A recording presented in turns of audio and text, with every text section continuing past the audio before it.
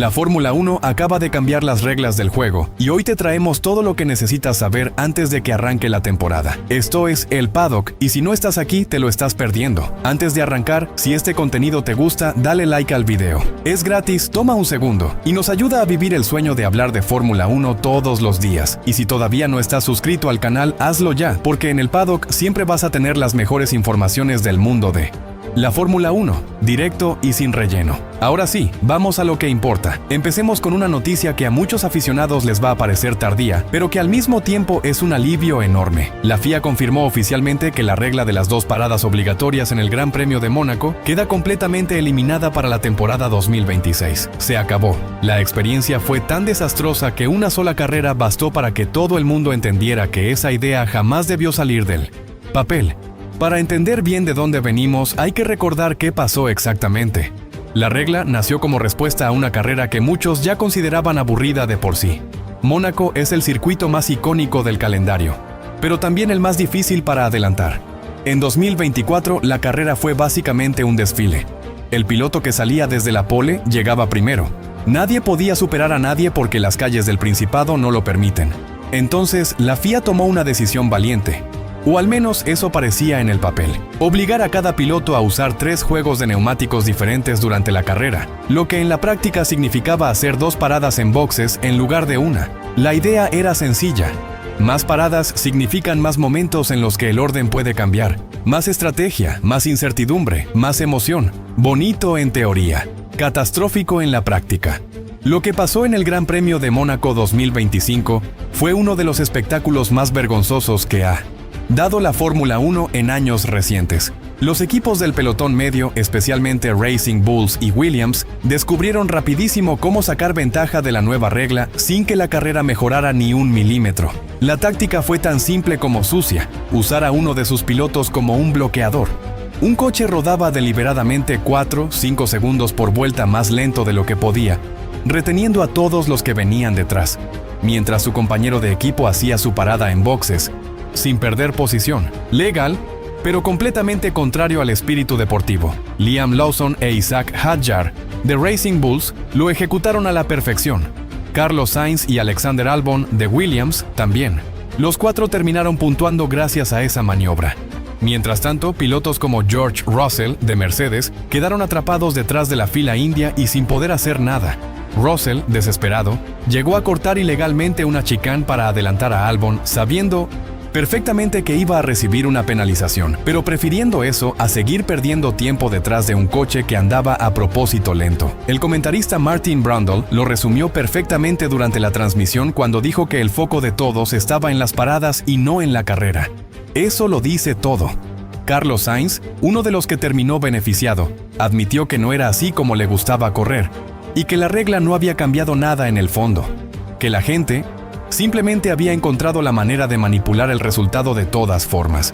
Hasta el propio Max Verstappen, antes de que empezara la carrera, ya había advertido lo que iba a pasar. De todos modos, no puedes correr aquí, dijo el tetracampeón. Así que no importa lo que hagas, una parada o 10 paradas. Y tenía razón. El resultado al frente fue exactamente el mismo que hubiera sido sin la nueva regla. Lando Norris ganó desde la pole, igual que siempre pasa en Mónaco.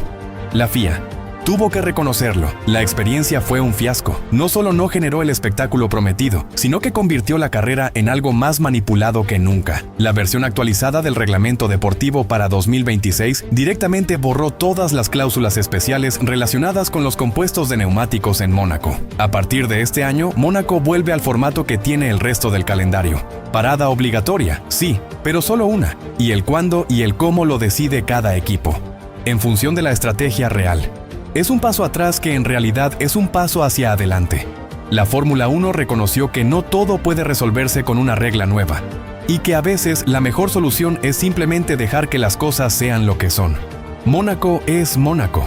Su magia no está en los adelantamientos. Está en la clasificación del sábado, en el ritmo de los pilotos por las calles estrechas del Principado, en el glamour y en la historia. Y eso ninguna regla artificial puede reemplazarlo. Ahora bien, si creías que los cambios del reglamento terminaban ahí, espera, porque la FIA también movió el formato de clasificación para toda la temporada y la razón tiene nombre propio: Cadillac. Sí, la llegada de la 11ª escudería a la parrilla no solo cambia el panorama competitivo de la Fórmula 1, también obliga a rediseñar cómo funciona la clasificación desde cero, y el nuevo formato ya entra en vigor este mismo fin de semana en Australia, así que más vale entenderlo bien antes de que empiece el show. Desde 2017, cuando Manor desapareció del mapa y la Fórmula 1 se quedó con 10 equipos y 20 coches, la clasificación había funcionado siempre igual. En el Q1 se eliminaban los 5 más lentos, en el Q2 otros 5 más, y los 10 mejores pasaban al Q3 a pelear por la pole position. Un sistema limpio, claro, que todo el mundo entendía y que funcionaba bien con 20 pilotos. El problema es que con la llegada de Cadillac, la parrilla salta a 22 coches. Y 22 coches con el mismo sistema de eliminación de 5 por ronda significa que en el Q3 terminarían 12 pilotos en lugar de 10. Eso rompe toda la lógica del formato. Así que la FIA ajustó el número de eliminados. A partir de ahora, en el Q1 participan los 22 coches de la parrilla y quedan eliminados los 6 más lentos, que ocuparán las posiciones de la 17 a la 22. Los 16 restantes avanzan al Q2, donde se vuelven a eliminar otros 6, ubicándose entre la posición 11 y la 16. Y al final, los 10 más rápidos llegan al Q3, igual que siempre, a pelear por la pole. El mismo principio de siempre, solo que con un piloto más siendo eliminado en cada una de las 2 primeras rondas. ¿Por qué importa esto más allá de los números? Porque la presión en el Q1 y en el Q2 va a ser mucho mayor. Antes, si eras un equipo del pelotón, sabías más o menos dónde estabas y la zona de riesgo era relativamente predecible. Ahora, con 22 coches en pista y 6 eliminados por vuelta, los márgenes se reducen. El tráfico en los circuitos más estrechos como Mónaco va a ser un caos absoluto, y un solo error de timing al salir del box puede costarte un lugar en el Q2 que antes no habrías perdido. Piensen en lo que significa esto en un circuito urbano.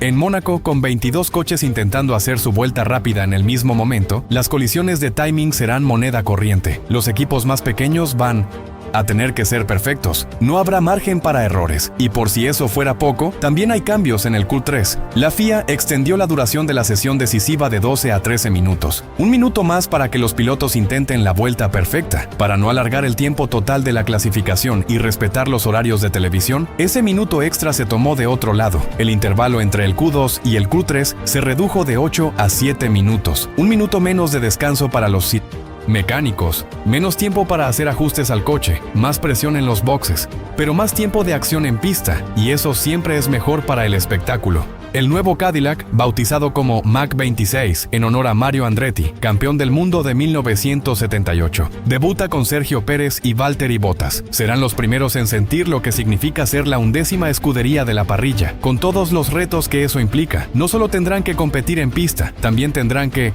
aprender a navegar esta nueva clasificación desde el primer día. Dicho esto, ya sabemos cómo cambia la clasificación y cómo vuelve Mónaco a la normalidad. Pero ahora viene el tema más caliente de todos los que rodean el inicio de esta temporada.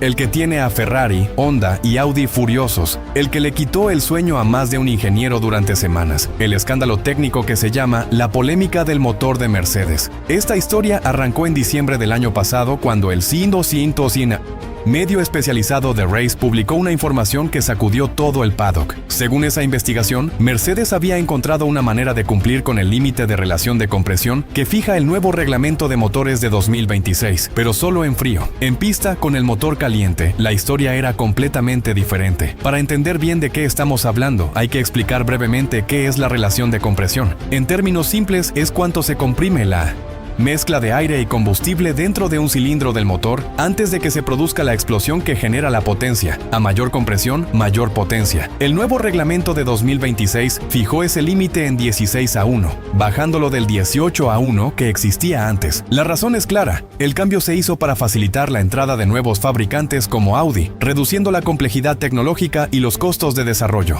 La idea es que más fabricantes puedan competir en condiciones más justas.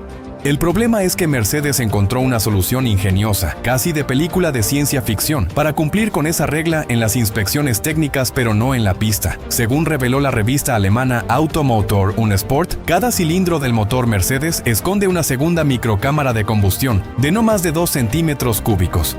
A temperatura ambiente, esa cámara está inactiva y el motor mide exactamente 16:1 de compresión cuando la FIA lo inspecciona en frío, pero cuando el motor entra en calor durante la carrera y las temperaturas superan ciertos límites, esa microcámara se activa y la relación de compresión sube, entregando una potencia adicional que sus rivales no pueden igualar. ¿Cuánto poder extra estamos hablando? Según The Race, la ventaja podría equivaler a alrededor de 10 kilowatts, que dependiendo del circuito pueden traducirse en hasta 4 décimas de segundo por vuelta. 4 décimas. En Fórmula 1, eso es una eternidad. Ferrari, Honda y Audi enviaron una carta conjunta a la FIA exigiendo explicaciones. No estaban dispuestos a llegar a la temporada 2026 con la certeza de que uno de sus rivales tenía una ventaja que ellos no podían replicar, al menos no antes de que arrancara la primera carrera en Australia. La presión fue enorme. La FIA respondió enviando a sus comisarios técnicos a Brixworth, la sede de Mercedes AMG High Performance Powertrains, para realizar una verificación en caliente del motor. Según los Minos of Indian reportes que circularon por el paddock, el motor habría pasado esa verificación y se habría mantenido dentro de los límites reglamentarios incluso a alta temperatura. Pero el debate no terminó ahí, porque la pregunta que quedó en el aire fue ¿a qué temperatura exactamente se hizo esa verificación? Y si esa temperatura realmente replicaba las condiciones reales de una carrera en pista. Toto Wolff, el jefe de Mercedes, intentó minimizar el asunto desde el principio. Para él, el equipo no había hecho nada ilegal, sino que había aprovechado brillantemente los márgenes que el reglamento permitía. Sus rivales pensaban exactamente lo contrario. Laurent Mekies, director de Red Bull, dijo públicamente que lo que su equipo pedía era simplemente claridad. Nada más, pero nada menos. Porque sin claridad, nadie podía saber exactamente en qué posición estaba cada uno. Después de semanas de reuniones, negociaciones y una votación electrónica entre los 5 fabricantes de Minos y Entosim, unidades de potencia, la FIA llegó a un compromiso que todos aceptaron, aunque no todos estén del todo contentos. La decisión fue la siguiente, una solución en 2 etapas. Desde el primer día de la temporada hasta el 31 de mayo, el reglamento funciona como estaba originalmente. La relación de compresión se mide solo en frío, a temperatura ambiente.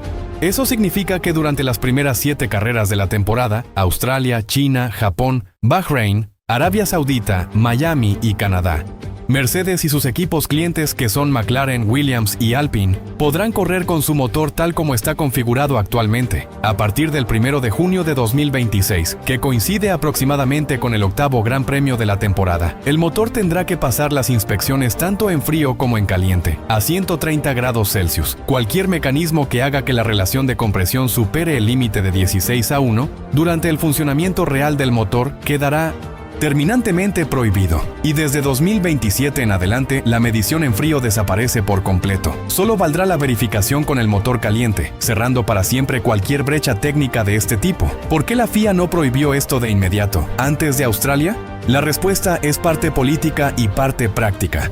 Parte política porque Mercedes argumentó que había actuado de buena fe dentro del reglamento vigente y que cambiar las reglas de golpe en vísperas de la temporada era injusto. Parte práctica porque si los equipos clientes de Mercedes como McLaren y Williams necesitan modificar sus motores para cumplir con la nueva medición, necesitan tiempo para hacer esos ajustes sin romper el tope presupuestario y sin desestabilizar todo su plan de desarrollo.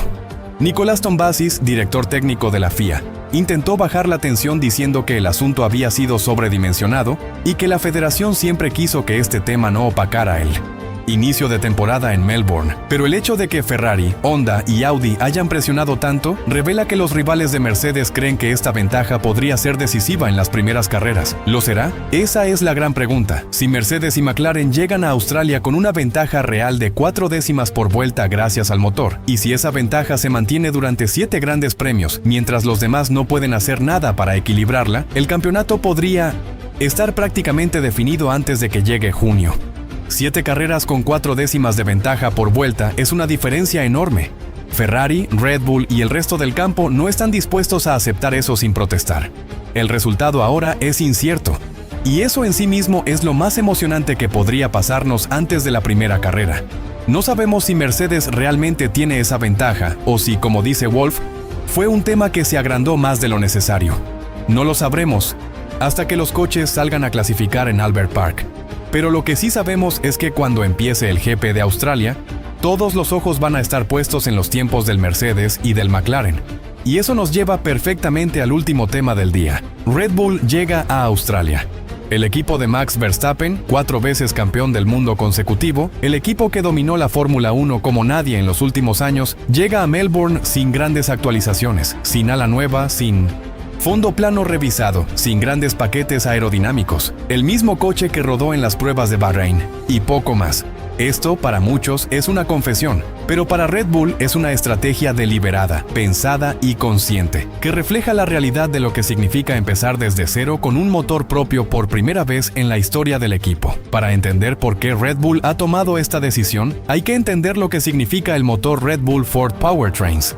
Durante años, Red Bull utilizó motores de Honda, y con ellos ganó 4 campeonatos de pilotos y 2 de constructores. Cuando Honda anunció que se retiraba, Red Bull creó su propia división de motores, Red Bull Powertrains, asociándose con Ford para desarrollar su primera unidad de potencia propia bajo las nuevas regulaciones de 2026. Es un proyecto enorme, ambicioso y con un riesgo igual de grande. Las pruebas de pretemporada fueron, desde la perspectiva de la fiabilidad, un éxito notable. Red Bull completó más de 5.000 kilómetros entre Barcelona y Bahrein sin problemas mayores. Solo en la segunda tanda de pruebas en Bahrein, el equipo acumuló 329 vueltas, uno de los volúmenes más altos de toda la parrilla. Verstappen mismo reconoció que fue casi especial ver todo tan bien bajo control, con un motor tan nuevo y con tanta gente nueva integrada al equipo. Pero que el motor no haya explotado no significa que sea el más rápido, y Verstappen fue absolutamente claro al respecto. En sus últimas entrevistas antes de Australia, el tetracampeón descartó cualquier expectativa de luchar por la victoria en las primeras carreras. Reconoció que Ferrari, Mercedes y McLaren parecen estar un paso adelante en términos de desarrollo aerodinámico en este inicio de temporada. Los tiempos de las pruebas así lo sugieren. Charles Leclerc de Ferrari lideró varios días de test, seguido de Lando Norris de McLaren, con Verstappen en tercera posición. El director del Cineos equipo, Laurent Mekies, fue igual de realista. Explicó que las 3 tandas de pruebas en Barcelona y Bahrein fueron fascinantes por la complejidad del desafío, y que el equipo está orgulloso de lo conseguido con las primeras unidades de potencia Red Bull Ford. Pero también fue honesto en algo fundamental. Incluso con toda la tecnología y las herramientas de simulación que tienen, nadie va a saber realmente el orden competitivo real hasta que llegue la clasificación del sábado en 1900. Albert Park. ¿Por qué entonces no llevar actualizaciones a Melbourne? La respuesta tiene que ver con un problema que ha perseguido a Red Bull en los últimos 2 años y que el equipo no quiere repetir: la correlación de datos. El problema de correlación ocurre cuando los datos que recopila el simulador y el túnel de viento no coinciden con lo que el coche hace en la pista real. Red Bull sufrió esto mucho en 2024 y en partes de 2025, y fue una de las razones por las que su ventaja sobre Ferrari y McLaren se fue reduciendo. Si introduces piezas nuevas sin entender perfectamente cómo funciona el coche base, puedes crear confusión en los datos y terminar yendo para atrás en lugar de para adelante. Al llevar el mismo coche que ya conocen, el que rodó en Bahrein sin problemas, Red Bull se asegura de llegar a Australia con una línea de base sólida. Saben cómo se comporta el coche, saben qué datos esperan recibir, y cualquier diferencia entre lo que el coche hace en Bahrein y lo que hace en Melbourne les dará información real y limpia que podrán usar para desarrollar el RB22 a lo largo de la temporada, porque ese es el plan de Red Bull para 2026, el largo plazo. La temporada tiene 24 carreras, una de las más largas de la historia de la Fórmula 1. No se gana en la primera carrera. Se gana siendo el equipo que mejor entiende su coche, que mejor desarrolla, que mejor evoluciona a lo largo de esas 24 etapas. Verstappen lo sabe, Mekies lo sabe y toda la fábrica de Milton Keynes lo sabe. Hay que decir algo importante sobre Verstappen como piloto. Incluso en un coche que no es el más rápido del pelotón, el holandés es capaz de hacer milagros. Lo demostró en 2023 de manera abrumadora, y en muchas carreras de 2024 y 2025. Si el motor Red Bull Ford resulta ser más competitivo de lo que los tiempos de pretemporada sugieren, si la gestión energética del nuevo coche híbrido está bien equilibrada, y si Verstappen logra extraer todo el potencial que hay en ese RB22 desde el primer fin de semana, puede haber sorpresas. De hecho, varios rivales en el paddock quedaron impresionados por lo que vieron de Red Bull durante los tests. George Russell, de Mercedes, Llegó a señalar a Red Bull como uno de los equipos a tener en cuenta con las nuevas reglas de motores. Verstappen bromeó con eso, diciendo que sus rivales probablemente esperaban que el motor Ford simplemente explotara en algún momento de las pruebas, y que la estabilidad que mostraron fue una sorpresa para muchos. Sin embargo, el propio Verstappen también reconoció lo que todos en el paddock saben. Todavía hay trabajo que hacer para encontrar más potencia en el motor. No es una sorpresa para ellos, dijo, pero siempre se quiere mejorar. Y esa búsqueda de mejora continua es exactamente lo que va a definir esta temporada 2026 para Red Bull. La pregunta que todos nos hacemos es ¿cuánto tiempo tardará Red Bull en cerrar la brecha? Si Ferrari y McLaren llegan a Australia con una ventaja real, y si encima Mercedes tiene ese potencial extra con el motor antes de junio, Red Bull podría estar mirando desde lejos las primeras carreras. Pero si el motor Ford resulta más competitivo de lo esperado, si la evolución aerodinámica del RB22 avanza rápido, y si Verstappen hace lo que siempre hace, que es sacar de la nada resultados que nadie más podría conseguir, entonces la pelea por el campeonato podría ser mucho más cerrada de lo que